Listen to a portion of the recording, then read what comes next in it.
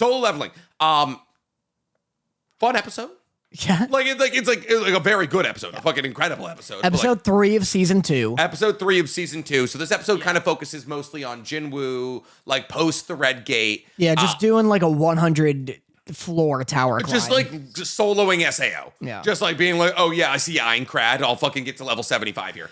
Yeah. So he got this, basically Jin-woo in season 1 gets this loot box, random loot box from a dungeon he does. And from that random loot box, he gets a key that opens what he believes is an S-ranked gate, but it's not actually. It's an S-ranked item that gives him access to this 100-tower like gate that essentially he has to exorcise 10,000 demons from. So he's telling his sister, he's like, hey, I'm going to be gone for a week here. And he then goes and is gone for a week. What did you think of the episode? Yeah, fun. I think the show is just fun. Yeah. In a way that Shangri-La Frontier was before it got really boring. Mm-hmm.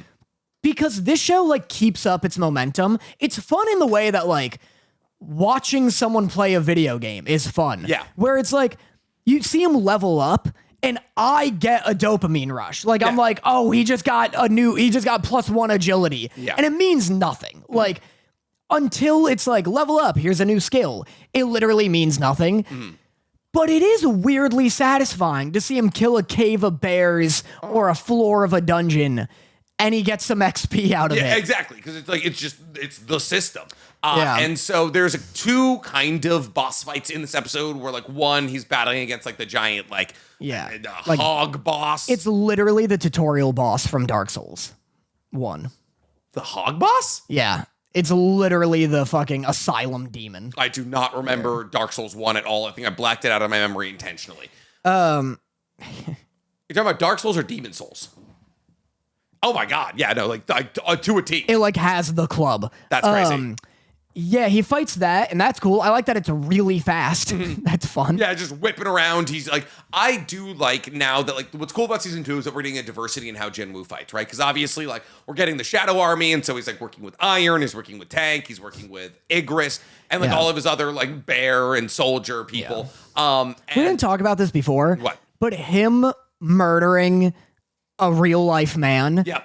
And then summoning him, and then going, your name is Iron now. Yep. Outrageous. I mean, the guy was trying to murder him. I know, but to be like, I name you something different now. Yeah. So the way that works, and I'm posting a video about this soon, is that the way that like the Shadow Army thing works is that he can only name shadows. My schmeckle. My schmeckle. My boxing. You're right. My boxing. He can only name shadows above a certain level. So like he can't name like his foot soldiers, but anybody above like elite knight level, like there's like certain levels. Yeah. Anybody above elite knight level, he can give a name to. So that's Tank, Iron, and Igris are like all in that categorization. But yeah, he's like, you're Iron immediatly. Yeah. Like he named him, he had Tank before he had Iron, but he named Iron before he named Tank, which is ridiculous. Yeah, that is silly. Yeah, it was it's a fun episode. It was fun. The ending's great. What? The ending's great. For someone who hasn't read the Dongwa. Yes, okay. So they also introduced Jin-woo's father in this episode. Yeah. Big reveal. He looks sick. He does look sick. He looks like a Baki character. Objectively, he kind of, like, him and Jin-woo have a very Baki-esque relationship. Okay. So he's been gone for 10 years. He's been hidden in the gate. And what's cool about Soul Leveling, but also kind of interesting, so he has been stuck in a gate for 10 years. And so, like, yeah, him and Jin-woo are, like, very Baki-y. What was I going to say? Oh, but the end of the episode is, like, Hwang Dong-suk ends up, he's an S rank who wants to kill Jin-woo, ends up realizing that this is Jin-woo's father, and he's like, oh, time to lay this dude out. But you just see him get absolutely, the episode ends with this Dong Hwang, I'm so bad at Korean names. Just say his dad. What? Just say his dad. No, but it's Hwang, who's laid up. The dude with the like the shades, glasses and the red it's polo. Like Yakuza boss. Yeah, exactly. So he gets absolutely laid out by Jin-woo's father. Yeah. And you literally see an entire city has been leveled by their fight, but the people who are cleaning up after it are like, thank God the fight ended quickly. I know. Well, that's what's sick. So yeah, his father reveal was crazy. Yeah. Because the dad's also like, he's like, I'm here to prevent a catastrophe. Like there's a catastrophe coming and he's going to kill all of your allies and turn them against you. Yeah. And that's when you're like, oh, he's talking about Jin-woo, right? That's his name? Jin-woo is the main character's name. Yes. Yeah, he's like, oh, he's talking about Jin-woo. Like, he's here to prevent that. And then you find out that he's Jin-woo's father. And you're like, whoa, what's this all about? How does he know about it? Why does he know about the system? And what is the system? And, like, I love what keeps solo leveling fresh. Is the same thing that keeps Blue Lock fresh, which is that it is a reverse redemption arc. And it's like the gripping part is watching Jin-woo lose his humanity and become a worse and worse guy. Like after he kills Iron, he's like in his bathroom and he looks at himself in the mirror and he's like, that's the third one now. Yeah, it's the third time I've killed humans. Yeah. And like, that's crazy. And it's like, that's so interesting. Do you think Jin-woo's becoming a worse and worse person? I hope. Okay. I think. Yeah. I hope. It is my big thing because that's so fun. In the same way that like Isagi is interesting because Blue Lock's designed to make you more selfish. Yeah. And I like that Jin-woo's like losing his humanity a little and things are becoming so easy that he's like not valuing lives that much. Yeah. It's like when he like comes across the captain of the undead army. He's like, oh, this fight's a bit one-sided, right? Yeah. And then he just cuts his head off. Yeah. Like that's all really good. And then what's sick is that, it just shows the aftermath of them fighting. And they're like, man, I've heard that 2 S ranks fighting could like level cities. Could like change a landscape. Yeah, it could change a landscape. Good thing this one ended quick. That's and you just see Huang just laid out, covered in bruises, red polo ripped off him. I just love a show that's like the Owl House, where we talked about it, where it's like you establish a power system and like the general base like power level. And then you're like, oh, by the way, here's like 15 seconds of an absolute master. And you find out that he's like 100 tiers above what we thought was like pretty good magic. Like lose Amity. You're like, oh wow, Amity's getting real good at abomination magic, and like she like can't even touch her father. Yeah, it's like you don't even know like half the applications of this magic system. And it's like that's what was kind of cool about like Luz going back in time to see like Emperor Bellos and see like how he was using all these crazy cliff combinations and shit. Yeah. That was dope as hell. Well, that's what's sick about Demon Slayer Mugen Train also is like up until that point, you're like, oh man, Tanjiro's pretty good. You're like, Tanjiro fought that guy with no eyes who could fucking point arrows. Yeah, and then it's like Rengoku and Akaza, and you're like, oh, Tanjiro can't even see them. Tanjiro's a child. Yeah. He has no idea what's going on. Like, his only option here is to run or throw his goddamn sword. Yeah. That's it. Soul leveling is gonna get it's gonna get a lot more fun.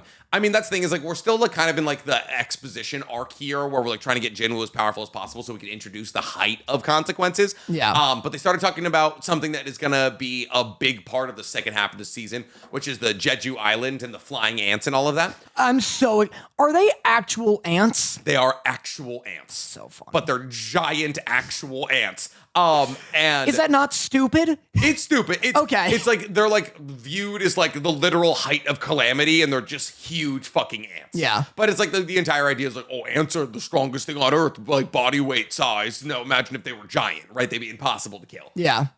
So that's kind of fun. But this episode has done the funniest part about this episode was I wrote this for like right here. I said he can't speak English, so we're waiting for an interpreter. They say in Japanese. It was like it's because I forget his name. Il Hwan Sung or something like that is Jin-woo's father. Yeah. Gets like pops out in a gate in America. And the reason that like Hwang Dong-suk is the one interacting with him is because he's Korean. And Hwang Dong-suk is a Korean hunter in America. So the dudes who are like, oh, we don't speak Japanese is because, or like, they're like, oh, he doesn't speak Japanese. They're saying that technically in English because they're in America, because he's a Korean hunter and they don't have anybody who speaks Korean. Because in the manhwa, it's everyone speaking Korean, right? So it's a fucking Korean story. And so it's American dudes saying he doesn't speak Japanese in Japanese when he's Korean and the other guy's Korean, both speaking Japanese. Didn't we run into something like this when in the first season they were like this hunter just earned like $400 billion Jubus or whatever. Yeah. And it's like, oh, that's because the won isn't worth dick. Yeah. And I was like, they weren't changing any of the numbers, so they're 10xing everything Jin-woo's earning. Yeah, and we're like, wow, that dude's fucking rolling in it. Yeah, so like 1 USD is like 1,400 like South Korean won, when it's like, and 1 USD is like 150 yen. So everything is just 10x'd in the story now. It's crazy that I get why you can't, because the money's already out there in the world. Okay. If money were exclusively digital, Okay. do you think you could fix that kind of like insane inflation where it's like, because it's ridiculous? Wait until I tell you about Vietnam. Yeah. Do you know how much? You know how much $1 gets you in Vietnam? How much? The conversion rate is absolutely insane. Like, because it's ridiculous. Wait until about Venezuela. Well, it's ridiculous to be like, oh, I'm gonna go get a cheeseburger. How much will that be? Oh, 4 million yen or whatever. You know. $1 is 25,000 Vietnamese dong. Yeah, it's $1 million dong for a cheeseburger, Yeah, right? absolutely. Wouldn't it just be more convenient to be like, hey, let's just knock all those zeros off and be like, now it's $4. But you know what I mean? But the money's already out there, so you can't. But if it was all digital, you could just adjust everyone's bank account. It's like, I know it looks like your bank account is low, but that's because everything just got cheaper, but it's actually the same price. Yeah, but that would only work in the country that you're in. Because your money, okay, so now, like, let's say you have 25 million dong, but because we're trying to make everything in the country cheaper, you now have 25 dong. Now that 25 dong against my USD is fucking smithereens. Right? So you can say, oh. Well, but then why wouldn't it adjust to every other country where it's like, oh, now it's actually worth this? Would that break the global economy? Well, like, yeah, that would be like, okay, so cool. But now, like, what if I have like, yeah, you have, so if everything's already digital, yes. And in the hypothetical circumstance where people are sitting on billions of dong, and now billions of dong is worth way more than it used to, and everything is digital, you could hypothetically do that. But you'd have to put everything against a globally backed dollar. Gotcha. And so when countries do trade with each other, this is economics with Nick for Dan. When countries do trade with each other, they do it in USD. So if China makes a deal with Japan, they do it in USD. Wow. The entire, I don't know if China may not be the right, but like if like a right communist China, yeah. If a country that trades with America somewhat constantly does a trade with another country, it's done in USD, which is why the American dollar is so incredibly powerful. However, that means that the American dollar will never lose its value, because if it loses its value, international trade kind of gets mucked up. So the USD is always going to be incredibly powerful. However, that makes things in America very expensive because our dollar is so powerful. So shit can't get made here. That's why that's why manufacturing jobs go to China or other places where their dollar, quotations, dollar is less than. Got you. Yeah. Interesting. No, I mean, I really do value these breaks in the podcast where we're able to have like a genuinely enriching and like intellectually enlightening conversation. I do want to move to this impending ant problem because I think like the economy, I do have some solutions. Okay, cool. To make it all sticky. I can't believe they didn't think of that. Just make it all sticky. Hey, you make it all sticky. Bomb the island. Yeah. They're all on an island. The problem is that they learned to fly because they've been there for years. Gotta land sometime. Get rid of the island. List to me. How much stick? Like, okay. Ready? Here we go. Yep. List to me some things like the ants may interact with, land on, etc. We're talking sugar cubes. Make it sticky. We're talking TJ Maxx's. Got a lot of legs, some pants, maybe. Yeah, make that sticky. Maybe like a fat burger. Uh-huh. Yeah, I want that sticky. Okay, yeah. So stick them everything. To make it all sticky. Make it all sticky. Get a glue monkey to come in. I'm talking about balloons. You're talking Glue Storm. Glue Storm, yeah. Yep. Start hitting Glue Storm. Yeah. That's huge. Make it all sticky. Like ants? Yeah. That's the impending danger I'm afraid of. Impending fucking enemy that has already wiped out an entire S-class party raid. Honestly, most other animals I'd be more hyped for. If they were like, hey, this island's full of gorillas, we're kind of fucked. But imagine if it was like really big ants. Imagine, all right, put yourself in the shoes of Honey, I Shrunk the Kids. Yes. There you go.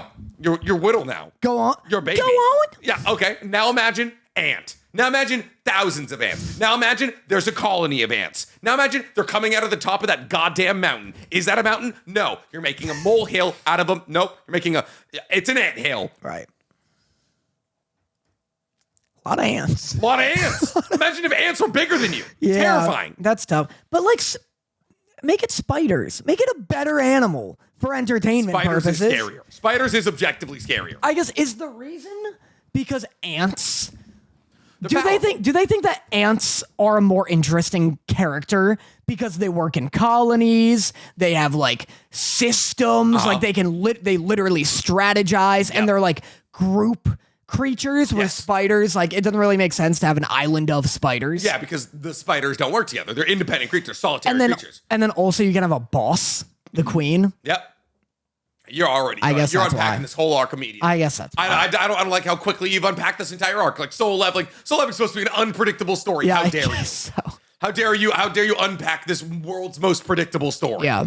But yeah, fun episode. I also wrote. In this mission to kill 10,000 demons, the least important thing is the fact that you promised your sister you'd be home in a week.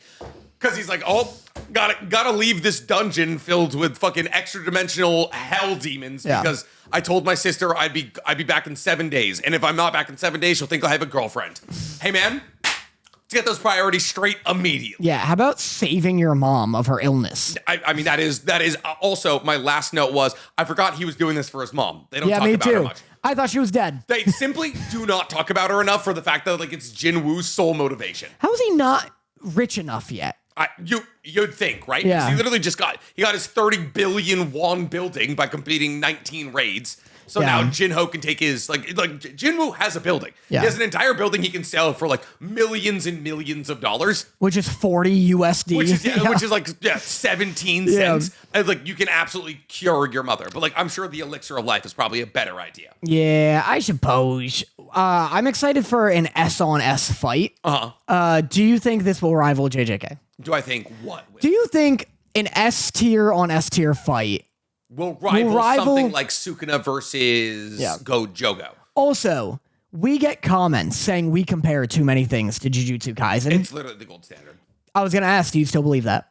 What? That it's the gold standard? Yeah. 100%. In terms of animation? 100%. Yeah. In terms of direction, sound design, character design, animation, and just overarching storytelling, JJK Season 2 is the gold. It's the gold standard of the last 10 years of anime. I mean, I'd agree with that in terms of like animation quality. I don't know if like storytelling and all that is like it's just because honestly, when a fight or an episode would show up that didn't have a fight in that season, I was like, what are we doing here, fellas? For sure. Even though I'm like, on my 12th genre defining fight, and then episode 13 is like a normal nothing episode, and I'm like dick monster episode, and you're like, this isn't good. This is bad. This is bad quality. There's bad parts of JJK Season 2, but like genuinely from a directorial standpoint, an animation standpoint, a choreography standpoint. Animation wise, it is like the gold standard. The one to beat. Agreed. I would say from a storytelling standpoint, like Freyrin is probably the gold standard in the last 10 years for anime, at least for me. For a storytelling standpoint, like honestly, the first 4 episodes of JJK Season 2 were phenomenal. Yeah, the entire hidden inventory arc. Yeah. And then it went back to Yuji and his dumbass. You hate Yuji. And I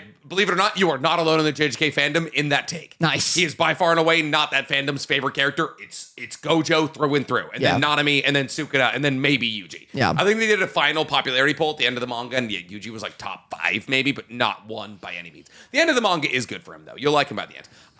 But yeah, we compare shit to JJK because JJK is incredibly good.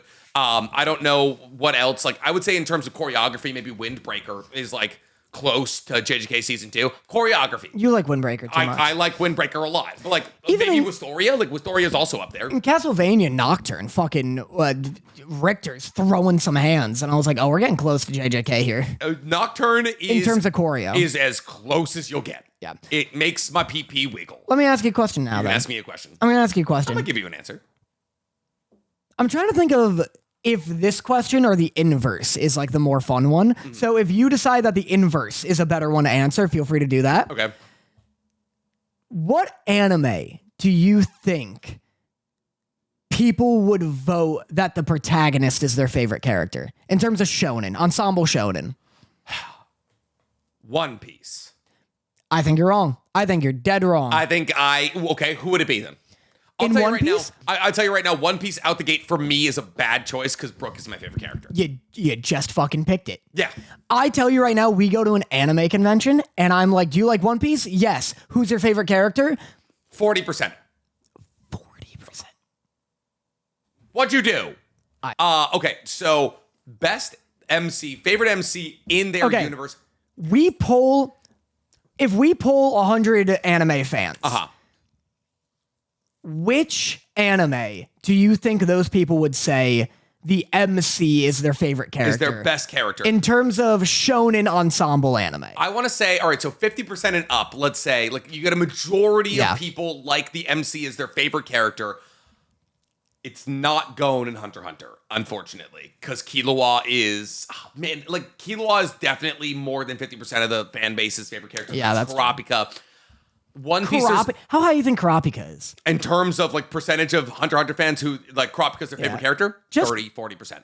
Wow. Just looking at him and just the 7 episodes I've seen, I can't imagine him becoming interesting. They're also the main character post chapter 340. Gotcha. So like the entirety of the arc that's going on right now, Gon's not even in the story anymore. It's just Kurapika. Wow. Like not even Killua's in the story. It's like Kurapika and like Leorio kind of. One Piece, there's too many lovable characters. You're gonna get a lot of Zoros. You're gonna get a lot of fucking Brooks, Choppers, Robins. Honestly, the best answer might be Asta.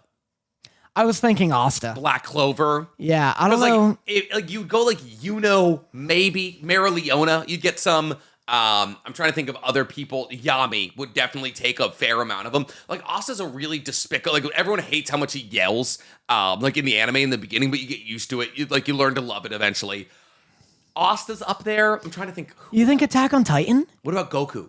No, I was thinking Goku. Yeah, but then you got Vegeta. A lot of people like Piccolo. Yeah, Piccolo's my favorite. I think Dragon Ball wouldn't shock me. One Piece would shock me. Do you think Attack on Titan? No. No, not Levi. Aaron. Yeah, Levi. Mikasa. Even like people would go for like Flock. I bet you like Flock, Hanji, Really? Erwin. Hanji, But Levi's taken way too many of those votes from Aaron for sure. I'm wondering Naruto. I think Rock Lee devours It's a lot Sasuke, of if it. anything. Naruto is, I think, probably your best out of the big. close. No, you know what it is? It's not Bleach. Don't say It's Bleach. fucking Bleach. How is it Bleach? It's for sure Bleach. Really? It's the only person who's stealing votes from Ichigo in Bleach is either Oryu, which would be crazy. If Oryu is your favorite character in Bleach, I don't get your fucking head checked.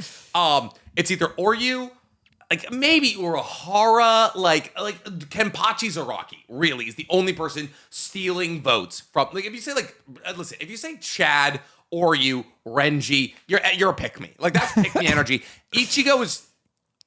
If I had to tell you my favorite character from Bleach, I don't know who I would say, honestly. I think it would probably be Ichigo. Interesting. But I honestly don't know who I would tell you. Like it's such an ensemble of characters that and Ichigo is hardly he is the most important, but he's hardly ever talked about as the most important. Man. It's interesting. Man, I think it's Ichigo. I think if you had to say highest percentage of MCs that are the fan base's favorite character in their own anime, I think it'd have to be Ichigo. Yeah. Because in Naruto, Sasuke exists, and Rock Lee exists, and Neji exists, and these are all characters that are absolutely taking slices away from Naruto. I just don't think Ichigo has the same competition in his universe. I feel like there's a mentality when asked that question, who's your favorite character in blank, to not say the MC. But I wonder if that's just my hipster ass. It's for sure people who are like, I like to be special. It's against the grain. They're like, I don't, but genuinely, I was like, oh, cool. So you want a story about fucking Chad? People are like, no, I'd want more Ichigo content. I think it's the idea that people like Itachi. Motherfucking Itachi's. And Itachi's taking it so much away from Naruto. What about My Hero? Deku? You think Deku holds weight in MHA? Shoto? Bakugo? I can't tell. There's so many memes about hating Deku, but no, Deku might be the worst answer, honestly. Really? I think Deku might actually have the lowest splits out of anybody in all the big ensemble in Shonen MC. Pre-getting 11 powers, he was my favorite. I'm telling you right now, I'd say Shoto holds 40, Bakugo holds 25. Yeah. Deku might be 15 to 20% of MHA's favorite character. I think My Hero is also a breeding ground for the type of like pick me answers. Like people would love to be like, oh, Tokoyami's my favorite. Yeah. I love clam hands. Yeah, Like, I love fucking Sun Eater. Yeah, like- oh, Sun Eater is also, dude. So many people love Sun Eater. Yeah, I know. That's why you are absolutely right. It is 100% a breeding ground for that level of mentality. Last one I'll ask, Chainsaw Man, because I really think Denji is probably. Aki. I know. Okay, this one, Chainsaw Man is unfortunately different from manga readers and anime. I was gonna say it's too new. Yep. So like, give it 1 to 2 more seasons, and then we can ask. The only reason JJK works with Denji is up there. I'd say Denji is he's running for first. I think so too. The only reason JJK is even like in the running of this like discussion is because season 2 has like 25 episodes. Chainsaw Man, I'm pretty sure only has like 10 right now. I'd say you could definitely split it into tiers. I'd say MHA and JJK exist at the bottom. Yuji and Deku exist in a somewhat similar, like I'd say 20% of their fan base would say that's my favorite character. Like a Chainsaw Man and Black Clover and Naruto exist. Actually, no, I'd say Chainsaw Man exists above all those. Denji's getting 70% of the vote pretty easily. Yeah. Because Chainsaw Man is a very good story. It's a very nuanced story, but at the same time, the simplicity of Denji's story and like how like relatable of a character he is makes people love him. Yeah. And I'd say Chainsaw Man is the exact opposite of like MHA, where it's the opposite of the breeding ground for people trying to make pick-me choices. Like a lot of people love Aki, and I like if you love Aki, that's not even a pick-me choice. He's just a great character. But like not loving Denji is impossible. Denji's so goddamn lovable. Yeah, he's great. That's a good question. I like It's fun, right? I like that one a lot.